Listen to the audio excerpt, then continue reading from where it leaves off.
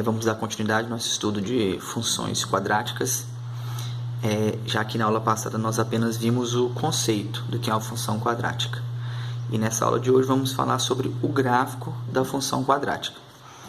Esse assunto se encontra no volume 2, capítulo 5, das páginas 37 a 43.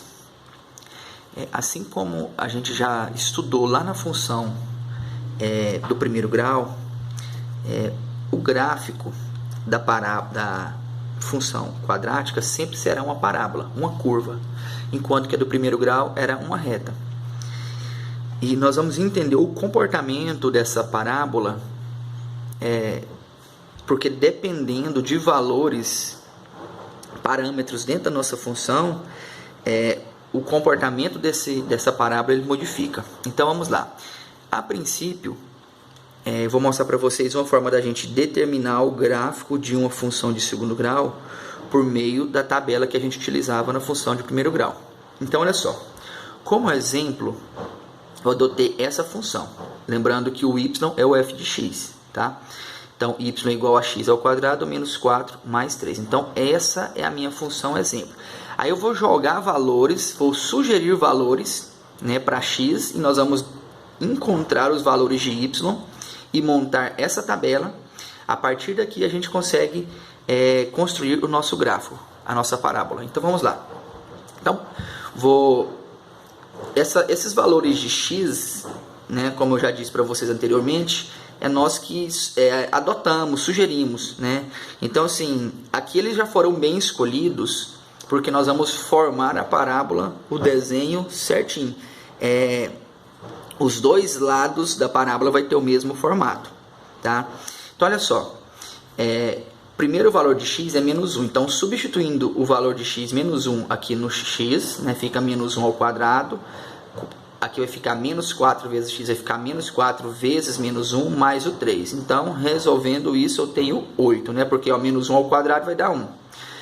Menos 4 vezes menos 1 vai dar mais 4. Então, 1 mais 4... vai dar 5, mais 3 aqui, resulta em 8. E aqui os meus demais valores. 0, coloco o 0 no lugar do x, vai ficar 0 ao quadrado, menos 4 vezes 0, mais 3, vai dar y igual a 3, Então, que substituindo todos esses valores que eu adotei aqui para x, eu vou descobrir o y correspondente a ele. Então, tá aqui os valores, tá? Lembrando que isso aqui é uma coordenada, tá? Então, quando x for menos 1 no gráfico, o y dele vale 8. Quando x for 0, o y vale 3 e assim por diante, tá? Então, vou desenhar o gráfico. Vamos lá. Então, o primeiro valor é esse aqui, ó, x menos 1, y 8. Então, tá aqui, ó, o eixo x e o eixo y. Esse exemplo aqui, gente, é o exemplo que está no livro de vocês, tá bom? Caso vocês quiserem olhar no livro depois, algum detalhezinho, Mas esse mesmo exemplo do livro de vocês é o que eu estou acompanhando aqui com vocês no vídeo. Então, a primeira coordenada é menos 1 do x vai ligar no 8 do y. Tá aqui, ó. Aqui nesse plano cartesiano, eixo x e y, não tem os valores, mas cada quadradinho corresponde. Por exemplo, aqui é negativo, Então, esse aqui vale menos 1. E o 8 eu conto aqui, ó. 1, 2, 3, 4, 5, 6, 7, 8. Pronto, eu liguei aqui, ó. Aqui é o primeiro ponto, ó. Menos 1 do x, liguei no 8 do y. Tá? Próximo ponto é o que? 0 do x vai ligar no 3 do y. Como o meu x vale 0 e eu tenho o valor no 3, significa que esse ponto vai estar em cima do eixo y, tá? Igual nós vimos também lá na função do primeiro grau, tá bom? Para que um ponto esteja em cima do eixo y, esse eixo aqui, o x dele precisa ser 0, é o que está acontecendo aqui, ó. O x é 0, o y é 3, então eu vou marcar bem aqui, ó, bem no 3, ó, 1, 2, 3, está aqui o segundo ponto, que eu estou construindo o meu gráfico. Depois, 1 e 0. Então, ó, 1 do x está aqui.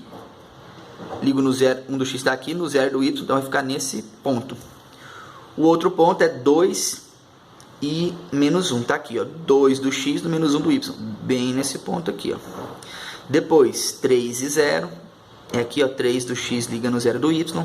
Depois, 4 do x liga no 3 do y. Está aqui, ó, 4 do x. Ó, 1, 2, 3, 4 liga no 3 do y. Está bem aqui.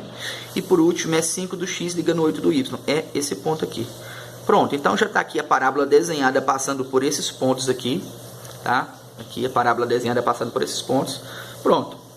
E essa parábola, se cada valor que você for adotar para x, aqui ó, maior do que 5 e menor do que esse menos 1, a minha parábola só vai, a tendência dela é crescer aqui, é infinito, tá?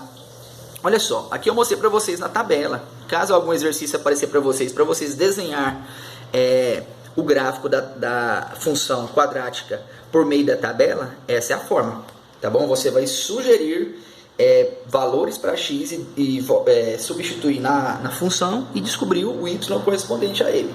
Beleza.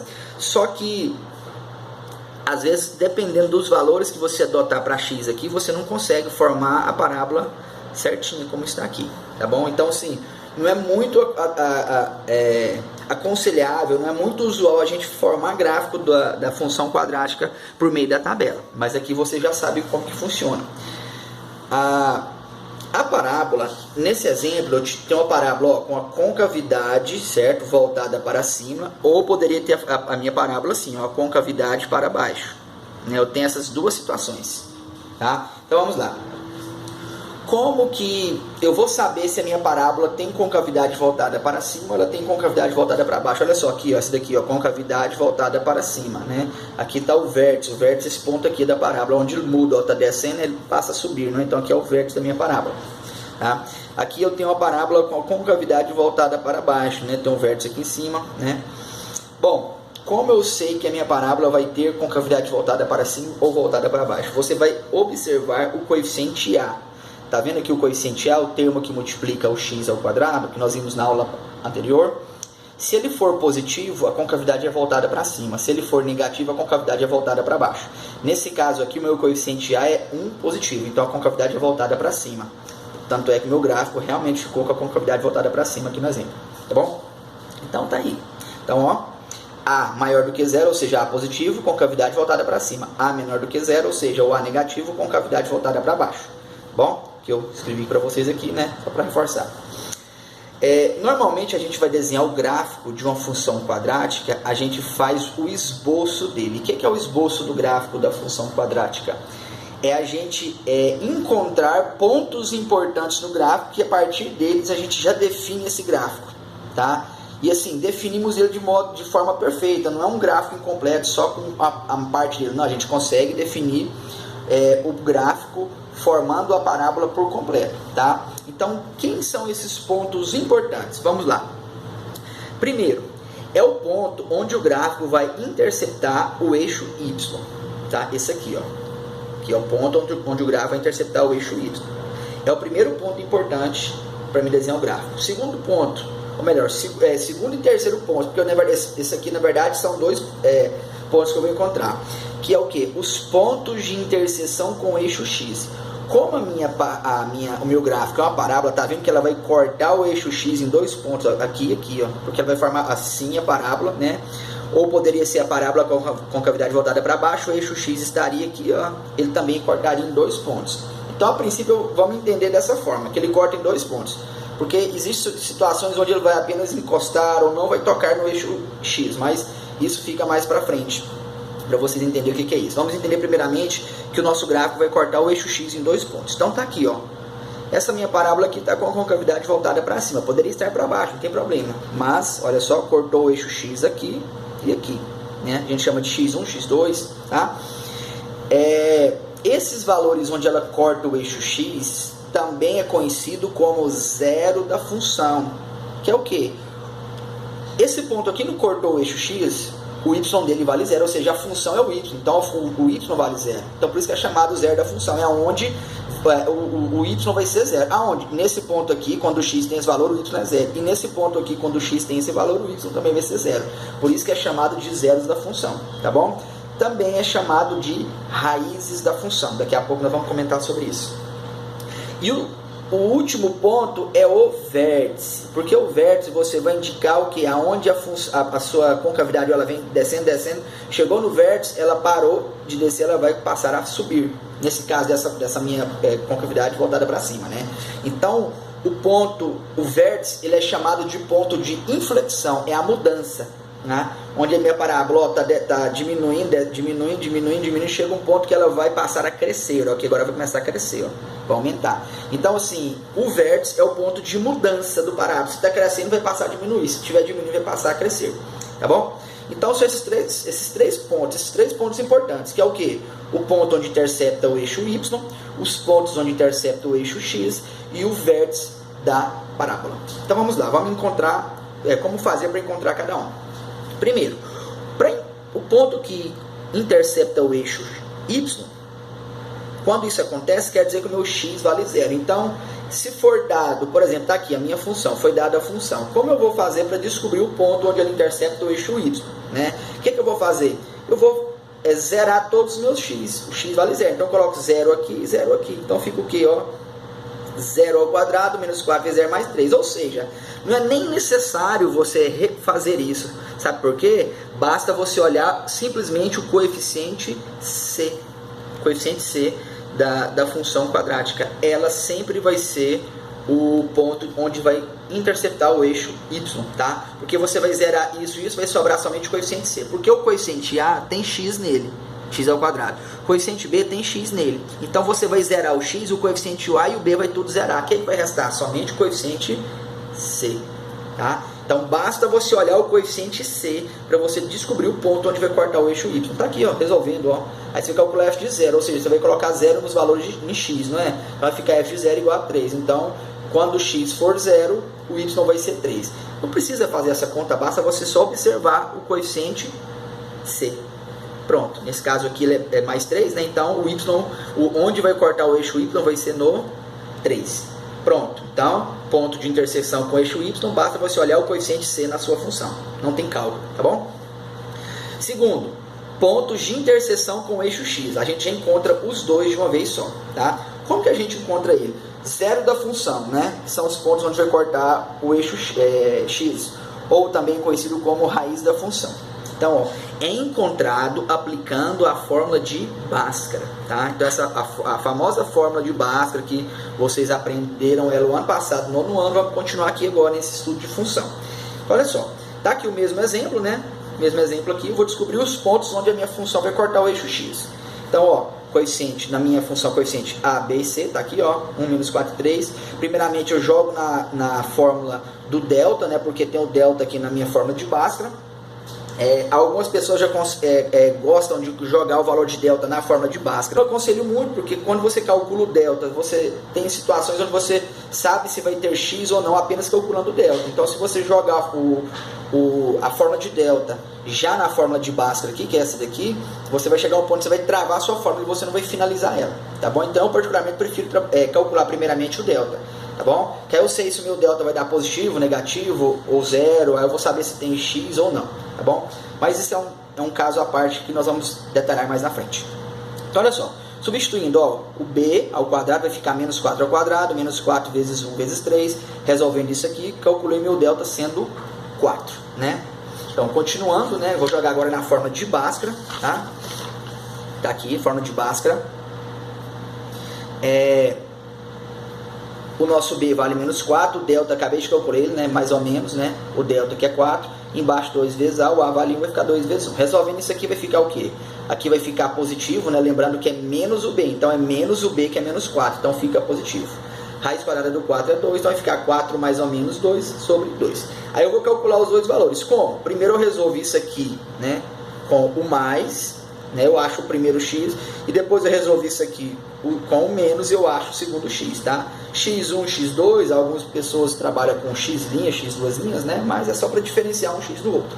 Vamos lá, então eu vou usar o mais. 4 mais 2 sobre 2, né? Vai ficar o quê? 6 sobre 2, que vai dar, primeiro x deu 3. E aqui, 4 menos 2 sobre 2, que vai dar o quê? 2 sobre 2, então vai dar x igual a 1. Pronto, eu descobri os dois pontos onde o meu gráfico corta o eixo x, que é no 3 e no 1. Tá bom? Olha só. Um detalhe que eu falei há alguns minutos atrás, né? Quando o seu delta for maior do que zero, ou seja, positivo, a sua função ela vai ter dois zeros. Ou seja, aqui é valor de x, tá? Esses zeros aqui da função é o valor de x. ela terá dois valores de x. Quando eu digo dois valores, gente, dois valores diferentes um do outro. Igual aqui, ó, 3 e 1, poderia ser 5 e menos 2, valores diferentes.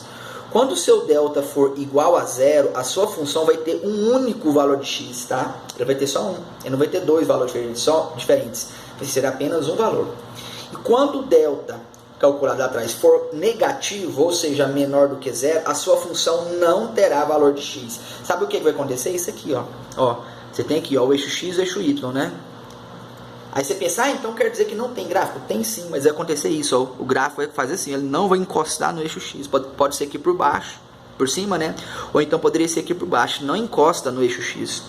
Quando o delta for negativo, tá? Agora, quando ele for positivo, ele vai cortar em dois pontos. Quando ele for igual a zero, o delta, ele vai apenas encostar. E quando for menor do que zero, ele não vai tocar o eixo x, tá bom? E por último, é o vértice, tá? Da parábola, que é esse ponto aqui do gráfico. Até então, ó, nós descobrimos, ó, lá atrás, onde ele corta o eixo y? No 3, tá aqui, ó. Onde ele corta o eixo x? No 1 e no 3. A função, ó, vamos lá. A função é essa, ó. O a é positivo ou negativo? Positivo, então a concavidade é voltada para cima, tá? Mas olha só, eu sei que ele passa aqui no 1 e no 3, ele vai ter que fazer esse formato aqui. Agora, esse ponto aqui é o vértice, ó.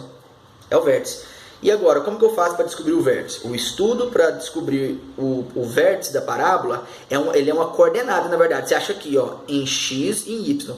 É o estudo do próximo vídeo, tá? Nós não vamos ver agora, tá bom? A princípio é só esses, que é onde corta o eixo y, onde corta os dois pontos que cortam o eixo x e pronto, tá? Tem aqui para vocês dois exemplos, tá? Que é, ó, qual o valor de m para que a função f, né, de x, 2m mais 4x ao quadrado, menos 5 mais 17, tenha gráfico, uma parábola com a concavidade voltada para cima. Para a minha parábola ter a concavidade voltada para cima, eu preciso que o meu a seja maior do que zero, ou seja, o a seja positivo, não é? Então, vou pegar isso aqui tudo que está representando a, 2m mais 4 tem que ser o quê? Maior do que zero. Então, ó, 2m vai ter que ser maior do que menos 4, então m precisa ser maior do que menos 4 sobre 2, tá? Então, o m precisa ser maior do que esse valor para que a minha parábola tenha concavidade voltada para cima. E esse outro aqui, ó, esse outro exemplo, deu o valor de p de modo que essa função aqui tenha raízes iguais. Então, para que as minhas raízes a minha função tenha raízes iguais, eu preciso que o quê? Que o meu delta seja o quê? Igual a zero, tá? Então, olha só, delta é igual a b ao quadrado menos 4 vezes o a vezes o c, não é? Eu preciso que isso aqui, que é o meu delta, seja o que? Igual a zero. Então, eu vou fazer, ó, b ao quadrado menos 4 vezes a vezes c seja igual a zero. Tá? Então vamos lá, quem é o a aqui na minha função? Ou melhor, quem é o b, né? O b é 2, então vai ficar 2 ao quadrado menos 4 vezes. Quem é o a? Tá aqui, ó, 1. Vezes, quem é o c? É o p, né? Vezes o p, igual a zero. Então aqui vai ficar, ó, 2 ao quadrado é 4, menos 4 vezes 1 vai dar 4 vezes p vai dar menos 4p, igual a zero. Passo o 4 para lá, vai ficar menos 4p igual a menos 4. P igual a menos 4 dividir. Vou passar o menos 4 com sinal e tudo, né? Não tem problema, para não precisar preocupar com mudança de sinal. Então, significa que o meu P vai ser igual a menos dividido por menos, mais 4 dividido por 4 vai dar 1. Então, preciso que o meu P seja igual a 1 para que a minha função tenha apenas uma raiz.